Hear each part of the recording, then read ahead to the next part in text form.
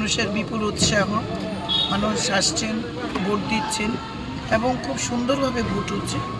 এখানে আইন শৃঙ্খলা যেমন খুব ভালো, মানুষের মধ্যে স্বতঃস্ফূর্ততা, আমাদের কর্মীদের মধ্যে স্বতঃস্ফূর্ততা, কোথাও কোনো বিশৃঙ্খলার খবর এখনও অবধি আসেনি, আসবেও না। কারণ আমরা লোকসভা ভোট এবং বিধানসভার ভোট ইতিমধ্যেই আমরা 2 বছর করে নিয়েছি, দুটো কোথাও তেলিয়ামুড়াতে কোনো বিশৃঙ্খলা হয়নি, এবারও হবে না। তো ভালো, মানুষের মধ্যে প্রচুর সাড়া আমরা পাচ্ছি। তারা উন্নয়নের বিপক্ষে, সমাজের শত্রু। কারণ যারা প্রার্থী দিয়েছেন তারা কংগ্রেস সিপিএমের মানে সিম্বলে কিন্তু লড়ছেন না।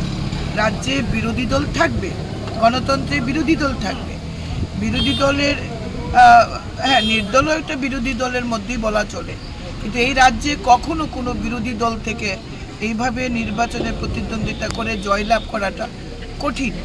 তো জয় তাদের পক্ষে এটা অসম্ভব, কোনোভাবেই তারা কম্পিটিশনে নেই। ও নির্দল প্রার্থী দিয়েছেন, কারা দিয়েছেন আমরা জানি। তারা সমাজের শত্রু, কোনোভাবেই তারা উন্নয়নের পক্ষে নেই, উন্নয়নের বিপক্ষে, মসজিদের সবকা সাথ সবকা বিকাশের পক্ষে। সরকারের খেয়ে পড়ে, সরকারের সুযোগ সুবিধা নিয়ে যারা সরকারের বিরুদ্ধে দাঁড়ায় তাদেরকে মানুষ মির্জাফর বলে, বিশ্বাসঘাতক বলে। সুতরাং এই নিয়ে আমার কোনো বক্তব্য নেই। ফলে পরিচয় হবে, রেজাল্ট বাড়বেও, মানুষ আমাদের সাথে রয়েছে।